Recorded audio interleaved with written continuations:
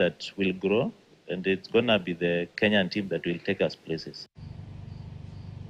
To golf now, where Belinda, Wanjiru and Soni battle for the top spot at the 2025 NCBA Kenya Junior Matchplay Championship final at Sigona Golf Club. The two athletes emerged as the last standing contenders for the coveted title christened the R&A Trophy. Mikhail Kihara and Kevin Anyeni competed for the third and fourth places over 18 holes. For me, it's been a test of my endurance, coming straight from 3 tournaments in a row, coming in here. For me, it was all about just testing my stamina and see how I can do it, and I'm happy with all I've done. I was happy for that because it gave me a bit of confidence knowing that there are guys out there who believe the same thing as I believed. Came here, did my best, and we have the results out here.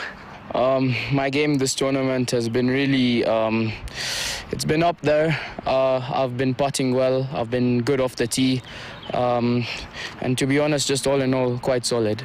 Highs, there were many. Maybe my birdie putt on 15, where I birdied it with Mikhail to half the hole to step onto the 16th tee, all square. But yeah, there weren't many highs or lows. It was more neutral.